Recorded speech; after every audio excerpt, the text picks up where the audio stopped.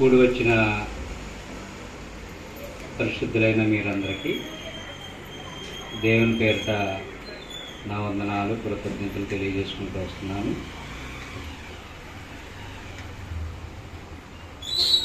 ఇటువంటి కృతజ్ఞత కొడుకులు పెట్టాలంటే నేను నా జీవితంలో జరిగిన దేవుడు చేసిన ఉపకారాలకి ప్రతిసారి నేను పెట్టుకోవాలి. ఎందుకంటే దేవుడు నాకంత గొప్ప సహకారం చేస్తూ వచ్చినాడు. ముందుగా ఒక మాట మీకు చదివించాలని ఆశపడుతూ వస్తున్నాను. మొదటి కొరింథీ పత్రిక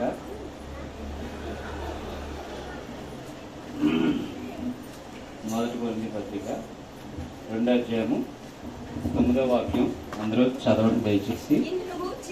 ఇందును గూర్చి దేవుడు తన్ను ప్రేమించి వారి కొరకు ఏవి సిద్ధపరిచనో అవి కంటికి కనబడలేదు, చెవికి వినబడలేదు, మనుష్య హృదయమునకు గోచరం కాలేదు అని రాయబడుతూ వచ్చింది. ఇక్కడ ఏమని రాయబడుతూ వచ్చిందంటే దేవుడు తన్ను ప్రేమించి వారికి ఏవి సిద్ధపరిచనో అవి కంటికి కనబడలేదు. అదృశ్యమైనవి దేవుని యొక్క బిడ్డలకు దృష్టాంతంగా చేస్తాడని నా జీవితంలో నేను నమ్ముతూ వచ్చినాను. అది కంటికి కనబడలేదు. ఒకనొక సమయంలో అయితే అంధకార పరిస్థితి 2016లో, అంతకు ముందుగా 2010లో గృహం కాలిపోయినప్పుడు ఇక్కడ గృహం కాలిపోతూ ఉంది. ఇక్కడ కొబ్బరి చెట్లు ఉన్నాయి. కొబ్బరి చెట్ల దగ్గర ఉండి దేవుడిని ఆరాధిస్తూ వచ్చాను. 2016లో ఇక్కడ మెట్లు ఉన్నప్పుడు మెట్టు దగ్గర పడిపోతే కాలు కింద విరిగిపోయింది. దేవుడిని ఆరాధిస్తూ వచ్చాను. ప్రభువా, గృహం కాల్ చేసినందుకు వందనాలు. మీ చిత్తం ఏదైతే ఉందో అది నెరవేర్చండి. మీరు చేసిన ఉపకారానికి కృతజ్ఞతలని ఆరాధిస్తూ వచ్చినాను. 2016లో కాలు విరిగిపోయినప్పుడు ప్రభు కాలు విరగొట్టినందుకు వందనాలని నేను దేవుడిని ఆరాధిస్తూ వచ్చినాను. 2 సంవత్సరాలు నేనేమీ పని చేయలేదు. అలాగే గృహం కాలిపోయినప్పుడు 2010 నుంచి కూడా గృహం కాలిపోయి 2010లో కాలిపోయింది. 2012లో ఈ యొక్క గృహాన్ని ప్రతిష్ఠ చేస్తూ వచ్చినాము. అప్పటికి 3.5 లక్షల అప్పు ఉంది. అది 2016కి వచ్చేటప్పటికి 6.5 లక్షల అప్పు అయిపోయింది. ఈలోగా విపరీతమైనటువంటి అప్పుల భారాలు, వడ్డీల భారాలు, గృహం యొక్క నిర్వహణ ఎంత కూడా చాలా భారం ఎక్కువవుతూ వచ్చింది. అన్నిటికంటే ముఖ్యంగా నాకు నా భార్య కూడా నాకు సహకారంగా ఎంతో ఉంటా వచ్చింది. తర్వాత 2018లో కూడా నాకు సంతకెళ్తుంటే కాళ్ళు ఇరిగిపోతే నడి రోడ్డు మీదే మళ్ళీ దేవుని స్తుతిస్తూ వచ్చాను. ఇవన్నీ నేను ఎందుకు చెప్తున్నానంటే మనకు ముందుగా ఉన్నటువంటి మన దైవజనుడు అయినటువంటి రాయి గారు నేర్పిస్తూ వచ్చినారు. ఒక మాట నాకు ఆయన చెప్తూ వచ్చినారు. ఆయన గృహం కట్టుకున్నారు. గృహంలో ఆ తాటే గృహంలో ఆరాధన చేస్తూ వచ్చినారు. వారెవరూ లేని సమయంలో గృహం కాలిపోతూ ఉంటే ఆరాధన చేస్తూ వచ్చినారంట. ప్రభా, మీరిచ్చారు, తీసుకున్నారు, వందనాలు అని చేస్తూ వచ్చినారు. అది నాకు గుర్తుండిపోయింది.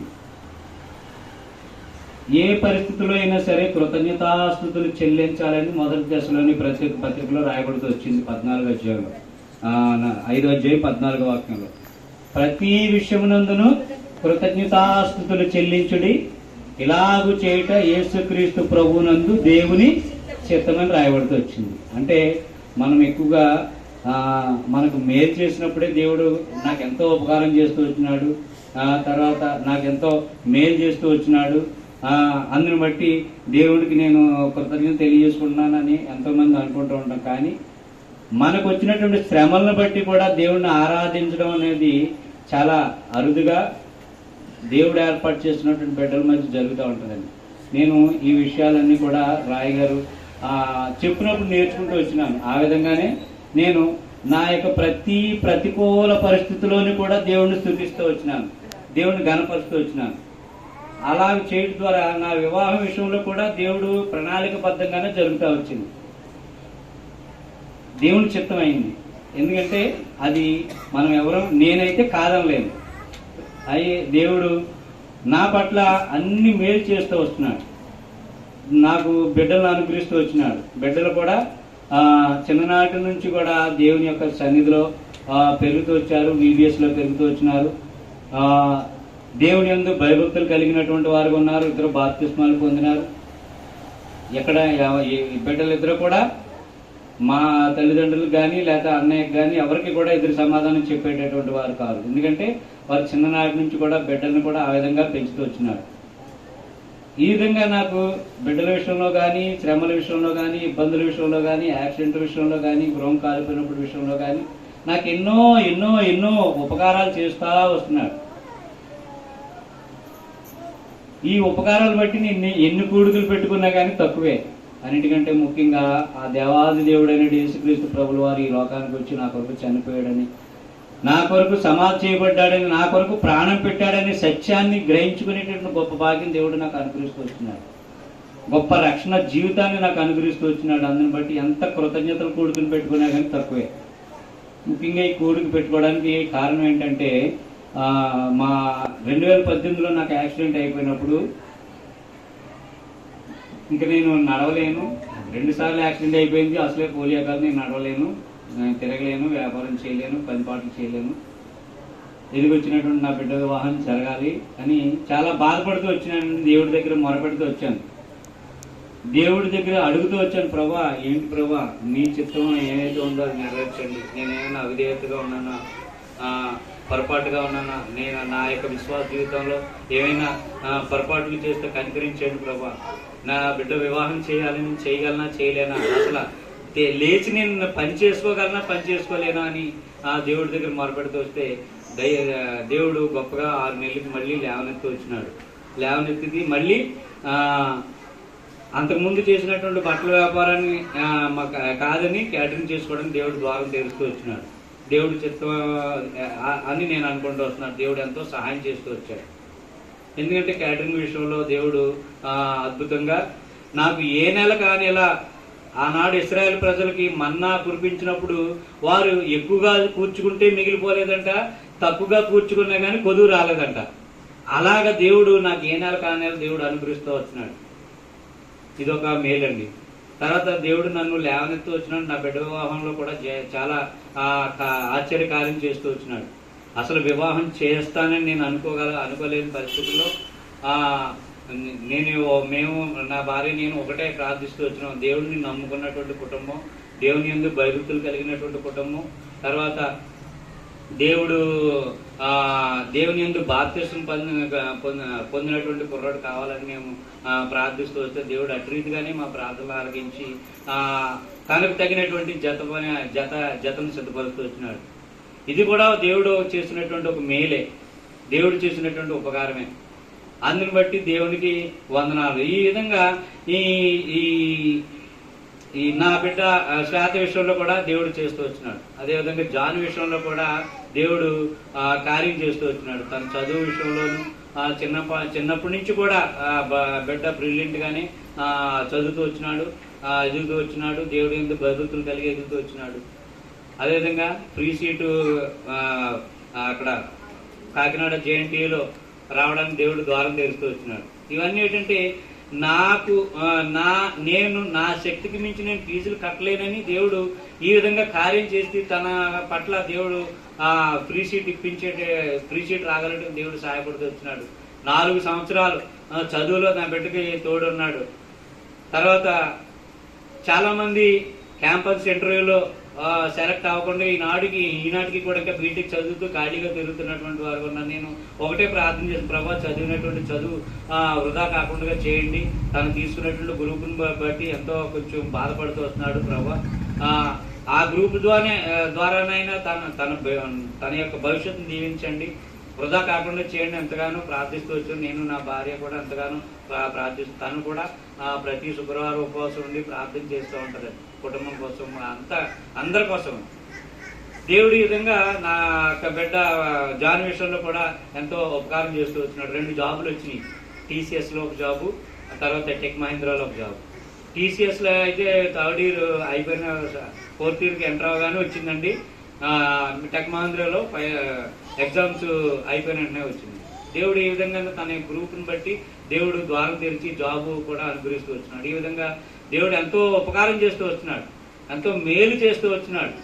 నా ప్రార్థనలకు, నా కుటుంబ ప్రార్థనలకు దేవుడు బదులు అనుగ్రహిస్తూ వచ్చినాడు. కాబట్టి ఈ విధంగా దేవుడు నా పట్ల చేసిన కార్యాన్ని బట్టి కృతజ్ఞతలు తెలియజేసుకోవాలని ఈ కృతజ్ఞత కూడిక కలిగి ఉండడానికి దేవుడు సహాయపడుతూ వచ్చినాడు. అందు నిమిత్తమే ఈ కృతజ్ఞత కూడిక పెడతా వచ్చినాం. నేను చివరిగా ఒక మాట చెప్పాలనుకుంటూ వస్తున్నానండి. మా 2వ రాజుల గ్రంథం 18వ అధ్యాయము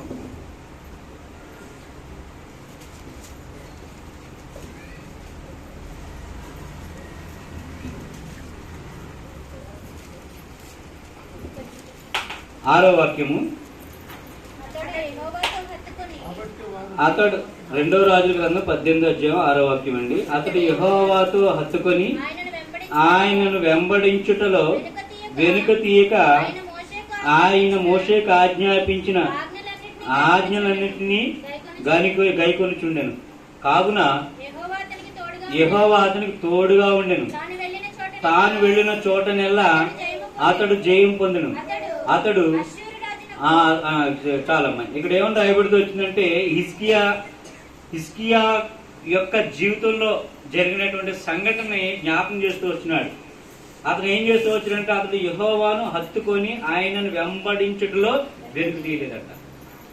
నేను చెప్పేది ఏంటంటే, మనం దేవుణ్ణి హత్తుకొని ఉండడం నేర్చుకోవాలి. ఏ పరిస్థితుల్లో అయినా సరే దేవుణ్ణి హత్తుకొని ఉండాలి. సంతోషంలోను, ఆనందంలోను, వ్యాధిలోను, బాధలోను, రోగంలోను, అప్పుల్లోను, ఇబ్బందుల్లోను, ఎలాంటి పరిస్థితులు అయినా కానీ దేవుని హత్తుకొని ఉండేటటువంటి వారంగా ఉండాలి.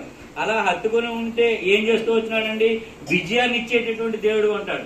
ఇది నేను నేర్చుకుంటూ వచ్చాను దైవజనుల పట్ల. దాసని గారి ద్వారా ఎంతో క్రమం నేర్చుకుంటూ వచ్చాను. బెరాకాలో ఎంతో క్రమం నేర్చుకుంటూ వచ్చాను. ఆ తర్వాత భక్సింగ్ గారి సహవాసంలో ఎంతో క్రమం నేర్చుకుంటూ వచ్చాను. దేవుణ్ణి హత్తుకుంటే ఎంత గొప్ప కార్యములు చేస్తాడో తెలుసుకుంటూ వచ్చానండి. ఆ విధంగా హత్తుకొని ఉండడం ద్వారా దేవుడు నాకు ఈ విధంగా నా యొక్క ప్రతికూల పరిస్థితుల్లో నా శరీరం సహకరించినప్పటికీ కూడా దేవుడు ఈ విధంగా కార్యాలు చేస్తూ వస్తున్నాడు. అసలు నేను చేసేటటువంటి పని చూస్తే దేవుడు శక్తి తప్ప నేనైతే చేయలేను. అంత గొప్ప కార్యములు దేవుడు నా పట్ల చేస్తూ వస్తున్నాడు. అందుని బట్టి దేవునికి వందనాలు తెలియజేసుకుని నేను చెప్పేది ఏంటంటే, దేవుణ్ణి హత్తుకొని ఉండాలా, దేవుణ్ణి యథార్థంగా వెంబడించేటటువంటి వారిని ఉండాలా. 119వ కీర్తన